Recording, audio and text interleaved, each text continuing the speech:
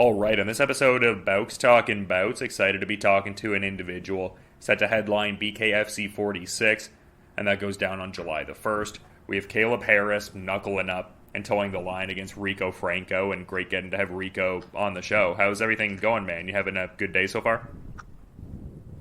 Yeah, really good day. Really hard day training today. 2 sessions in the bag, and now the hardest part is just recovering. So yeah, everything's going really good.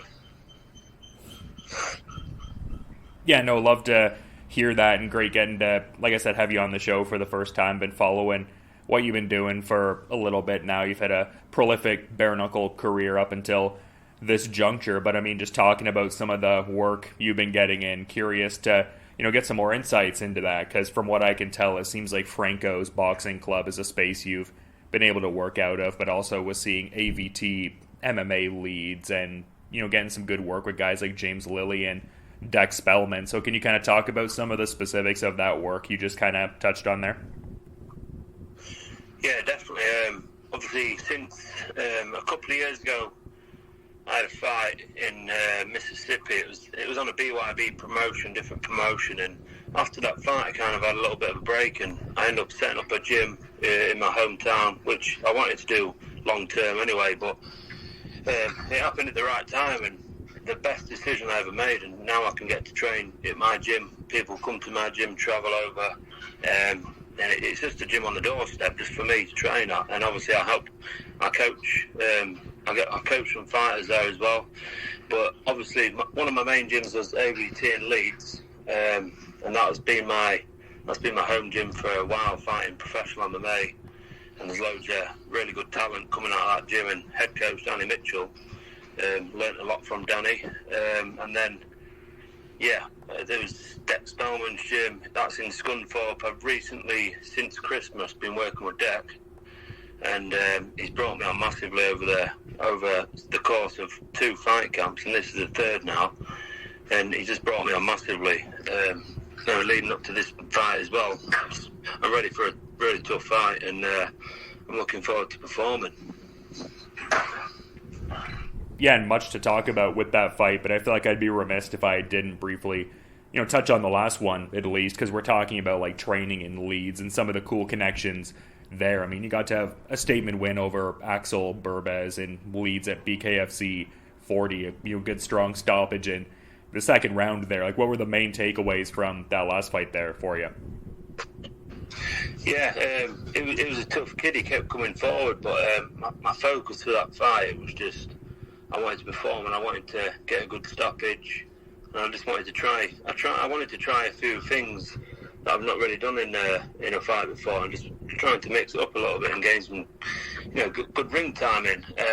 But yeah, fair play to Axel.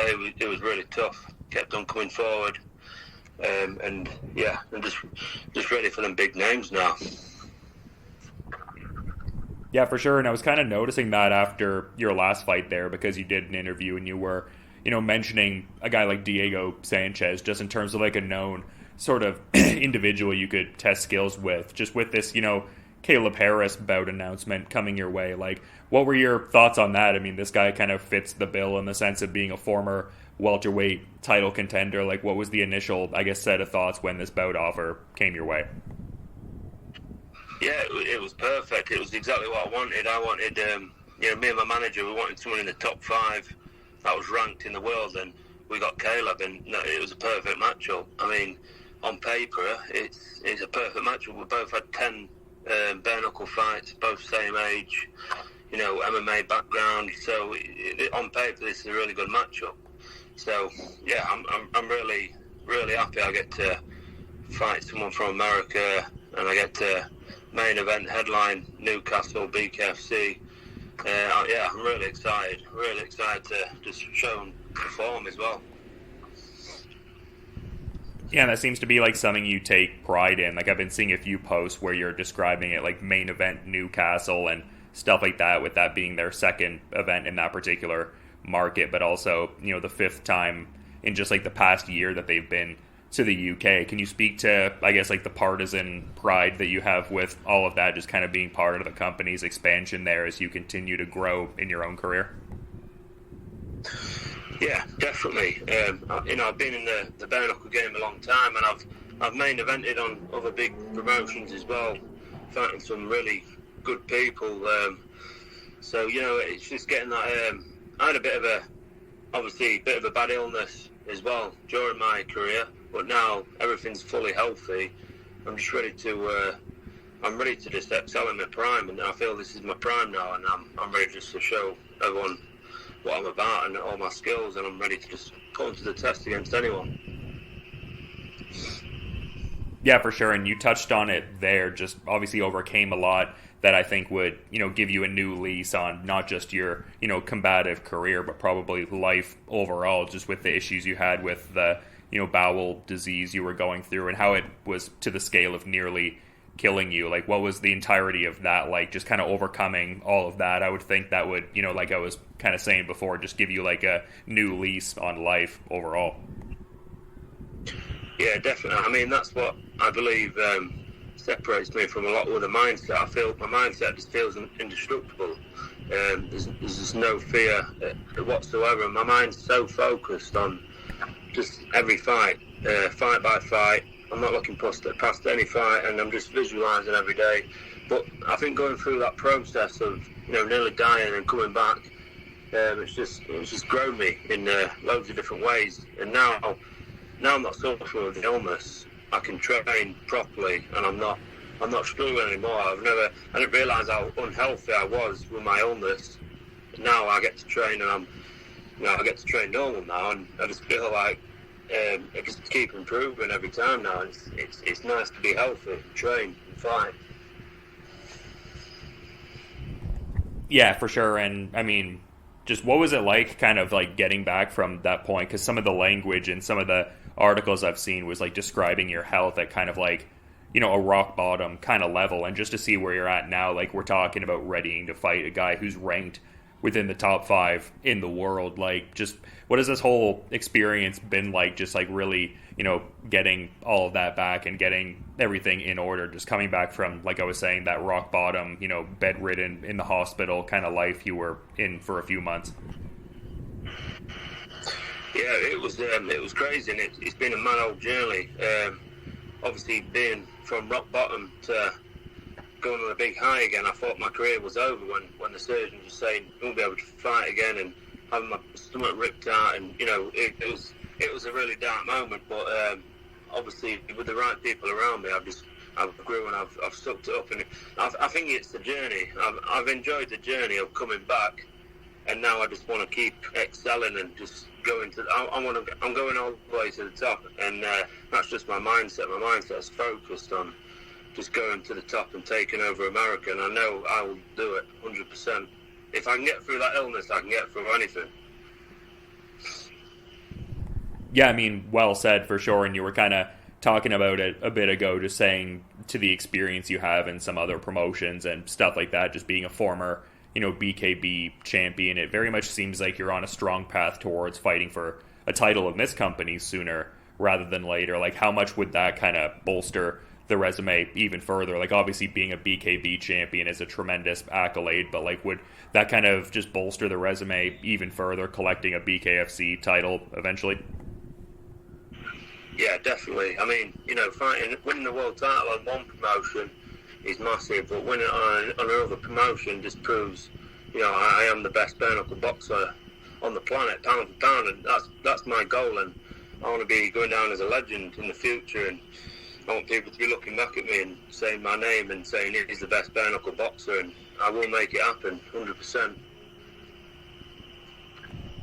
Yeah, and I think you've had some experiences so far that really served that as well. Like, I thought it was cool that you were involved in that prize fighter tournament and just like what you were able to do, through that stretch and everything like that. Like, how much was that an accolade you're especially proud of as well? Because obviously winning lineal championships is very impressive, but it seems like when I talk to some fighters, like winning a tournament structure holds almost like a unique level of importance too, like not necessarily better or worse, but just like a great kind of accolade. So can you talk about what that whole experience was like? Yeah, the prize fighter tournament was it was very draining. It was a long it was a long final. It was obviously beginning of the year, then it was 3 fights back to back, similar to what I've done this year. But obviously, I was actually ill at the time as well, and I actually had a broken hand at the time, so I was numbing my hand before every fight, which is mad because no one knew about it. But the whole process of going through the tournament, I'm just getting a lot of mental strength from going through that, and there was a really tough final in the end. James Connolly I fought in a 7 2-minute round fight, and it was going to the trenches, and yeah, I've definitely learnt a lot, and it was a very, very proud moment of winning that prize fight tournament.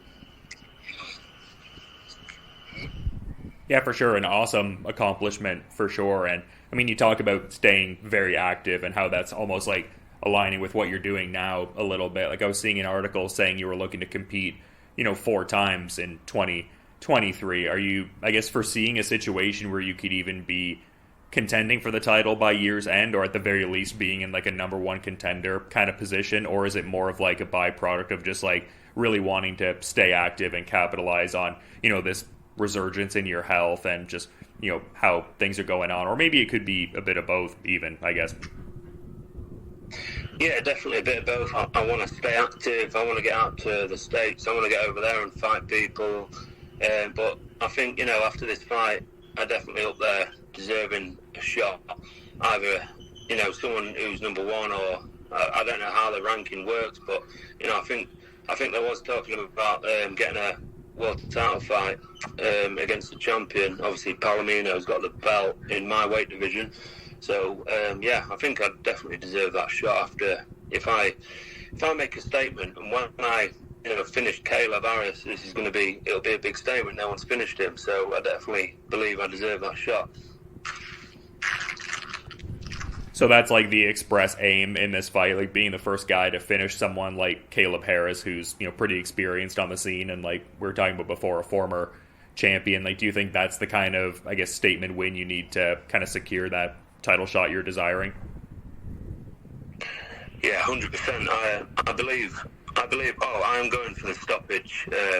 Every fight I go for the stoppage. So, to stop someone like Kaleb, who is very tough, like myself, and I don't think he's been stopped yet. So to stop him, I believe I've got the skills to do that. So it'll definitely make a big statement, and it'll get all the Americans talking.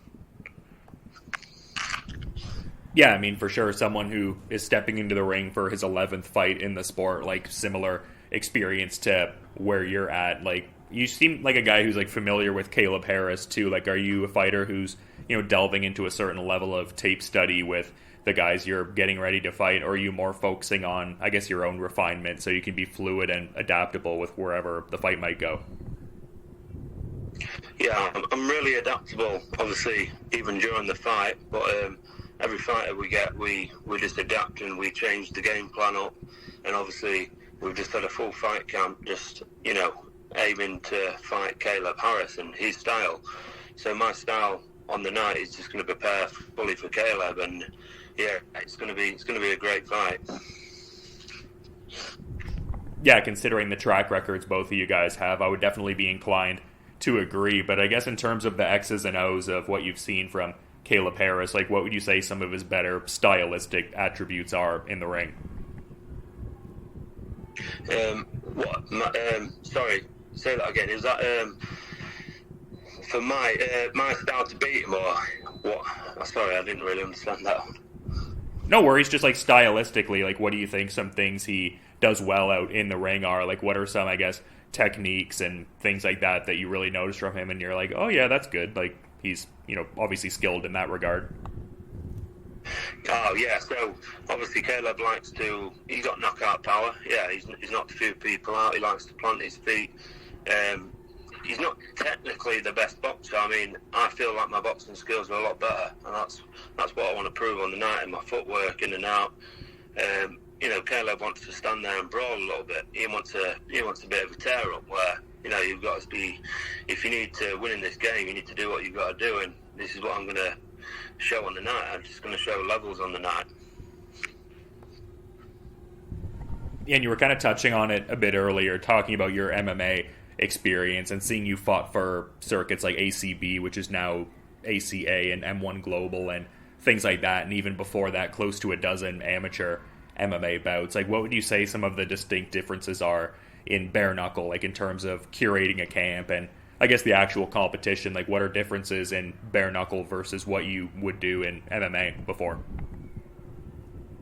Yeah, so obviously I've had to adapt over, the 4 or 5 years I've been doing it, but the one good thing, on the old promotion I wasn't allowed to clinch, but on this BKFC we're allowed to clinch up, which is, I don't mind to have a clinch up, but my style now I've adapted just to pure boxing, so, but if it does come in the clinch, then I know what to do, because obviously the years of grappling and pummeling, but my main style is just boxing and that, and light on them toes, and I took that away from the MMA.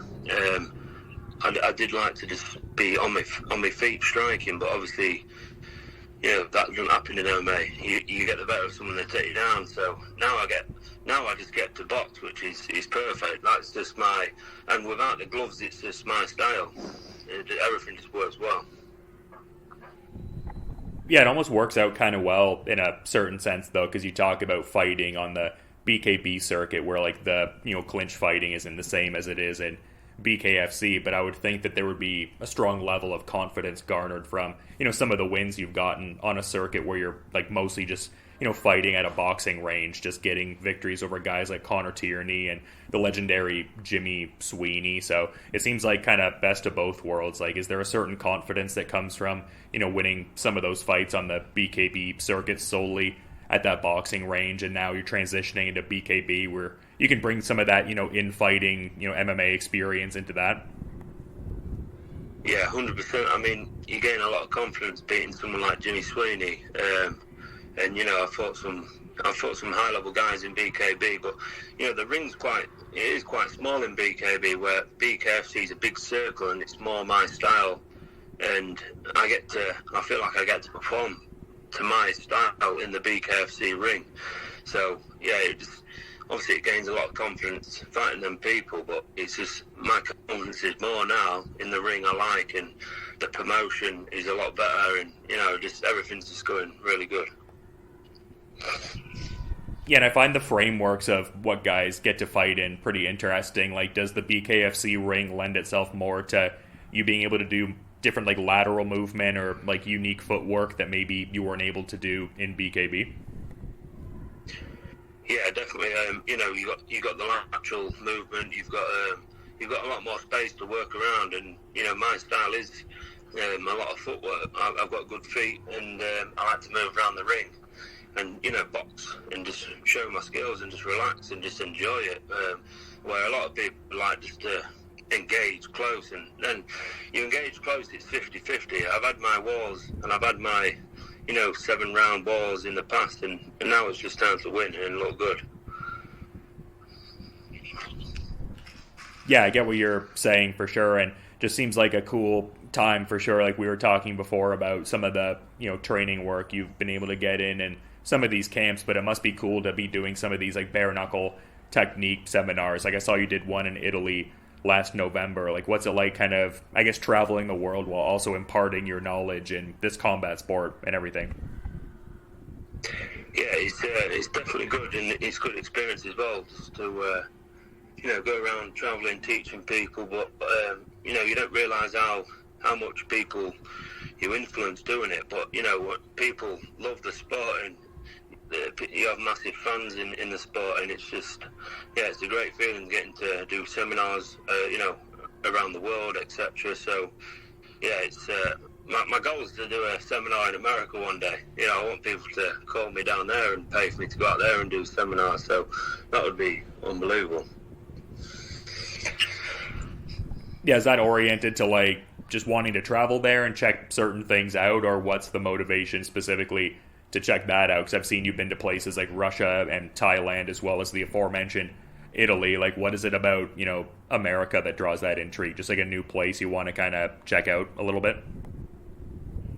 Yeah, definitely. I mean, like I said, I went to Mississippi fighting on a show once, but there's a lot of places in America I'd like to visit. I've just been so super busy and focused on competing. I've not had a chance to travel around too much, so yeah, that's definitely my goal and motivation, just to travel around America and go to different gyms, meet new people, and yeah, so it's just getting that experience and traveling the world, soaking it all.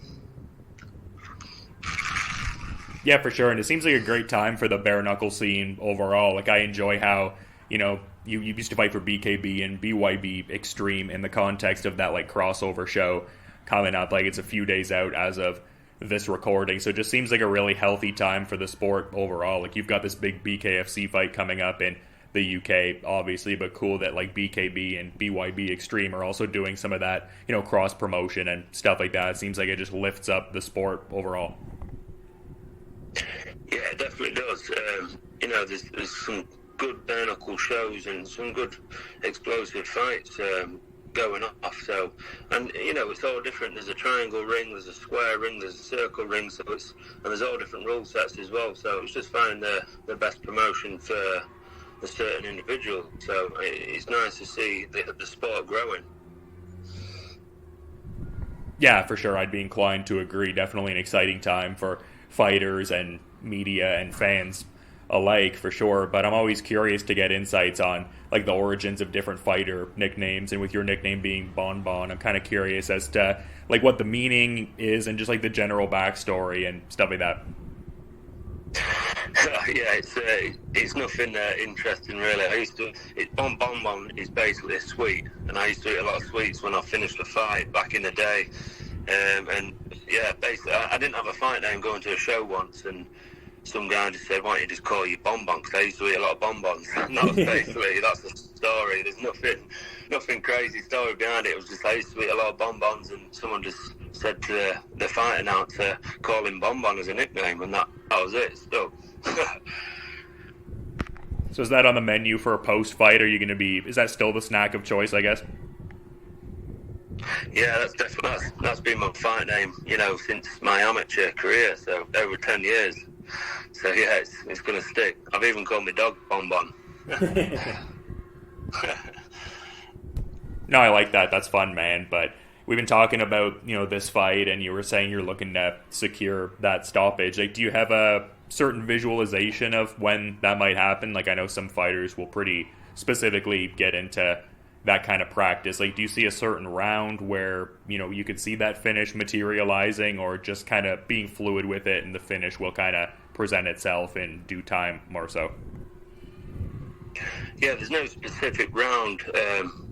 I'm actually visualising it. It's just I will get the stoppage, and I like to feel it out. I like to, have a round just feeling them out and seeing what he's about, just being cautious, seeing what he's got, and then applying the pressure when needs to be. And if I get him out in the first round, I get him out in the first round. But I like to I'm doing a few rounds and just show my skills and just enjoy it, really. But I will definitely apply some pressure he's not had before, and I just think my speed and timing and footwork is just going to be too much. But he will get back up, and he will keep coming forward. So I can never switch off. Yeah, it's a very compelling fight, just with both of you having shown, like, that strong fight IQ and also the ability to finish at any time. So definitely was a fight I was excited for before talking to you, but definitely get me even more fired up for what's going to be going on in early July there. So thanks for that, man. But definitely want to be mindful of your time and schedule too, Rico. So is there any final parting thought you might want to add as we're kind of wrapping up here, man? Yeah, I appreciate your time, and anytime you need an interview or anything, that's fine. But no, I just I think that's about it, mate. I can't wait to get over to the States and do it again. My good pal James Hill is fighting this weekend in a big fight, so I want to wish him the best. But yeah, it'll be interesting because I've sparred James, and he's fighting Palomino, which I might eventually fight. So it's going to be interesting to watch that. I'm excited. Yeah, for sure. That's going to be a great fight and everything like that. It seemed like you guys did get some great work in the lead up to your respective fights here. Some good iron sharpens iron kind of work. And like I'm saying, very much looking forward to seeing everything you've been working on at BKFC 46 against Kaleb Harris. So, appreciate the insights and looking forward to the fight on July 1st. But until then, Rico, you have a good rest of your day there, man. Appreciate it. Thank you.